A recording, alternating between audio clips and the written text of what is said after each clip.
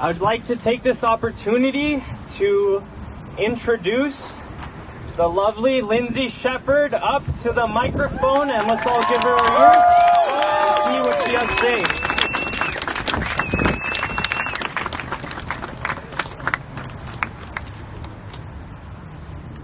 So, I never thought that we would get to a point in society where showing a clip from The Agenda with Steve Paikin in a classroom would end up as an international news story and an institutional scandal.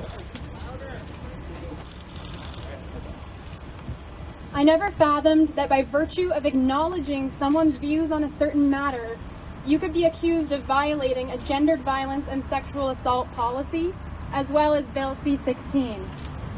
It is clear to me that the culture of coddling and comforting students has gone too far. Hear, hear! Hear, hear!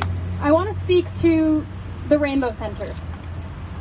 It genuinely worries me that the Wilfrid Laurier University Rainbow Center, the Diversity and Equity Office, and some individuals of both inside and outside the campus community believe I am transphobic.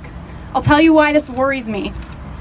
There are people in this world who have personal problems with trans people, whether that is religious, moral, or a personal prejudice.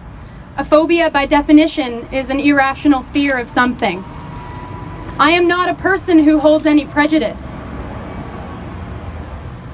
So if you are labeling someone like me transphobic, it becomes very clear to me that the leftist authoritarianism has gone too far. And also, the reactionary labeling has gone too far.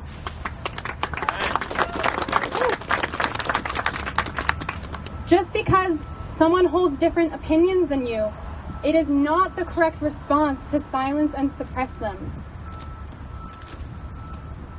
This is not how respectful dialogue and mutual understanding is fostered. That is actually how you foster resentment.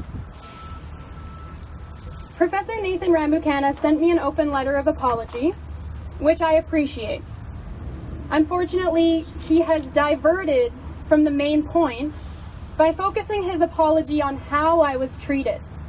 But look, whether this was a 3-on-1 bullying session or a 1-on-1 nice conversation, he was still trying to tell me that he views some opinions as simply unacceptable. And for me to even bring them up would be against the law.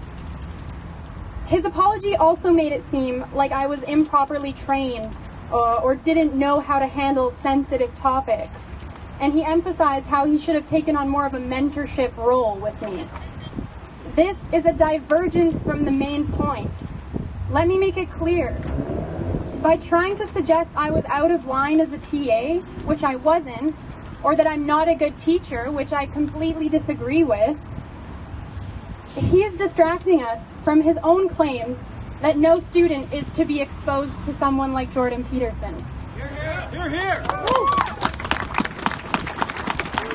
Students are allowed to like Jordan Peterson, or anyone else from that matter, and I'm not going to try to mentally reprogram someone or intellectually shame them. Learning is a process, and exploring new ideas, unrestricted, is how we become closer to the person that we want to be. Thank you. Thank you!